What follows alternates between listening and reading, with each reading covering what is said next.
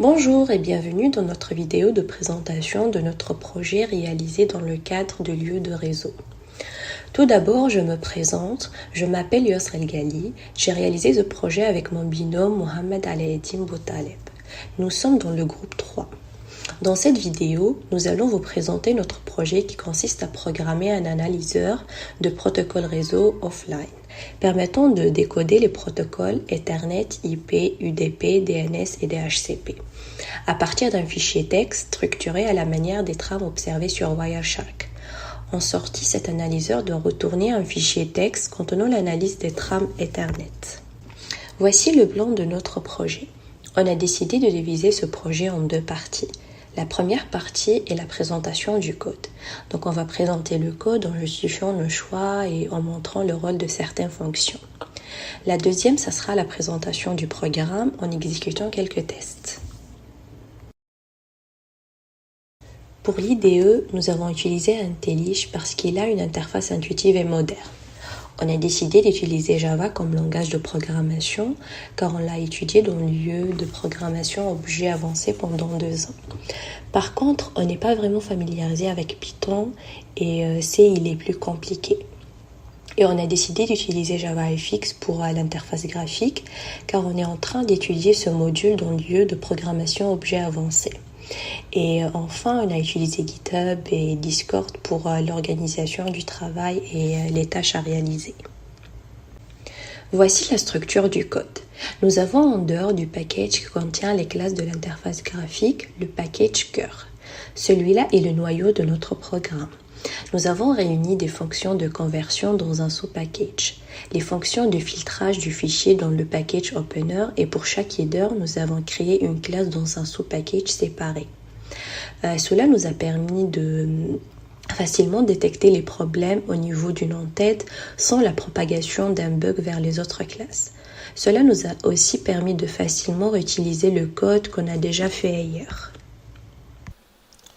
La classe conversion.java nous aide à décoder les URL dans la partie DNS grâce à la méthode hex2ascii et les flags grâce à la méthode hex2binary. La classe champ nous aide à récupérer un substring d'octet commençant à un certain indice avec une certaine longueur, bien évidemment fournie en paramètres. La classe opener contient les méthodes de filtrage du fichier texte en entrée. Pour chaque protocole, il y a une classe et pour chaque classe, vous allez trouver un attribut de type string nommé header qui est l'entête du protocole concerné et pas toute la trame.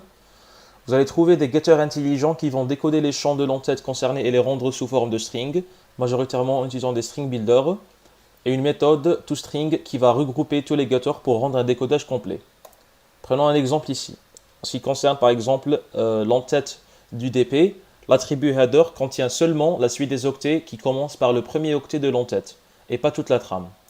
Et puis vous allez trouver des getters pour chaque champ qui vont être regroupés dans un toString final qui va rendre le résultat du décodage. Pour les options DHCP traitées, notre programme est capable de reconnaître toutes les options DHCP. Cela a été fait grâce à un tableau qu'on a généré à partir du site de liana.org qui contient le nom de toutes les options. Il est capable de décoder la partie donnée des options suivantes. Nous avons choisi ces options-là car c'était les options qu'on a trouvées dans les simple captures qu'on a téléchargées à partir du site de Wireshark. Du coup, nous savions en fait comment les décoder. Pour les options IP traitées, la même chose. Il est capable de reconnaître toutes les options IP en donnant les champs suivants, type, copy and fragmentation, class, number of options et length. Cela est aussi grâce à un tableau qui contient toutes les options. Et il est capable de décoder la partie donnée de l'option record route, car c'était l'option qu'on a vue plusieurs fois en cours. En ce qui concerne la partie DNS, le programme est capable de décoder les champs flag de l'entête DNS en traitant toutes les valeurs possibles du hardcode, allant de 0, ce qui signifie no error, jusqu'à 11, ce qui signifie DSO type not implemented. Nous avons implanté la fonction getCompressed qui fonctionne de manière récursive et est capable de récupérer un URL même dans le cas d'un pointeur qui pointe vers un autre pointeur, etc. Le programme est capable de reconnaître que les types de resource records suivants. Les 5 premiers, nous avons choisi ces 5 premiers car c'était les types mentionnés dans l'article Medium que M. Spatis nous a envoyé. Et pour PTR, nous avons choisi parce que c'était un resource record que nous avons rencontré plusieurs fois dans les trames que nous avons analysées. Concernant l'exécution du programme, il est compatible avec Windows, Mac et Linux. Donc il suffit de double-cliquer sur le fichier jar pour l'exécuter. Par contre, il est nécessaire d'utiliser GDK 11 ou une version plus récente. Comme mon camarade l'a dit, pour exécuter le fichier, il suffit juste de double-cliquer. Par contre, si vous êtes sous Linux, il se peut que vous auriez l'erreur suivante. Alors pour le régler, il suffit juste d'ouvrir le terminal dans le répertoire où le fichier jar se trouve et taper la commande chmod +x analyzer.jar. Maintenant, si jamais vous lancez le jar en double-cliquant, ça va marcher.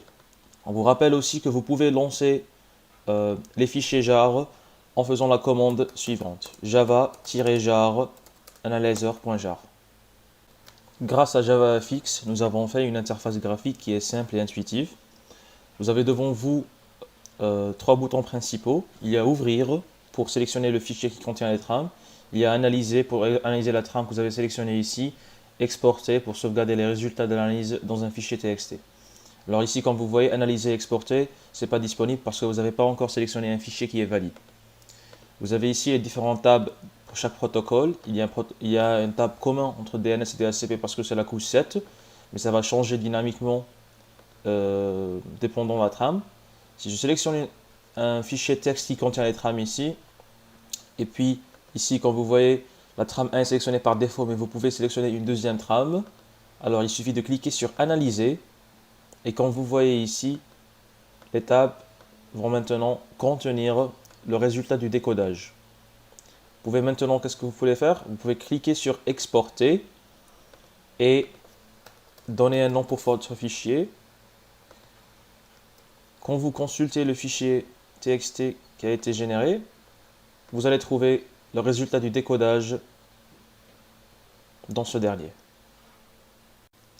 Dans le cadre du projet, n'importe quel protocole qui est en dehors du protocole Ethernet, IP, UDP, DHCP ou DNS n'est pas censé être décodé. Par contre, nous avons pris en considération le cas où jamais vous passez une trame qui contient le protocole ARP, ça va vous afficher que la trame Ethernet, la table Ethernet, ARP, et puis le reste, ça sera vide.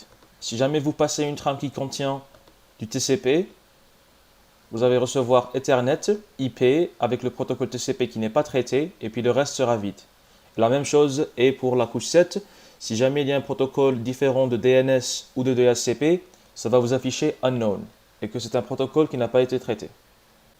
Grâce à la méthode filtre final qui se trouve dans la classe Opener dans notre projet, le programme est capable de filtrer pas mal de choses. Tout d'abord, il va consulter le contenu du fichier texte fourni et il va découper le contenu en plusieurs trames dans un array list en se basant sur l'offset 0000. Après, il va filtrer les offsets et il va aussi filtrer les caractères ASCII qui se trouvent à la fin de chaque ligne, qui sont très communs en fait dans les fichiers générés par Wireshark. Il est aussi capable de traiter les cas suivants. Si jamais vous avez un mot qui est composé d'un seul caractère ou bien de 3 caractères ou plus entre les octets, il est capable de le filtrer comme vous le voyez ici. Voilà, hello et world disparaissent. Si jamais vous avez des mots qui se trouvent entre les trames, le programme est aussi capable de le filtrer. Et si jamais vous avez beaucoup de blancs entre les octets, c'est-à-dire plus d'un, le programme est aussi capable de filtrer et d'aligner le tout. Parlons maintenant de la gestion des erreurs. Au point de vue de notre programme, un fichier est considéré comme étant un fichier vide s'il ne contient pas au moins une trame qui commence par l'offset 0000. Par exemple, celui-là, ce fichier-là, un petit point texte qui contient que des mots. Si on essaie de le charger, voilà ce qui va se passer. Il va dire que c'est un fichier vide et les tabs seront vides aussi et vous n'auriez plus l'accès à analyser ou bien exporter.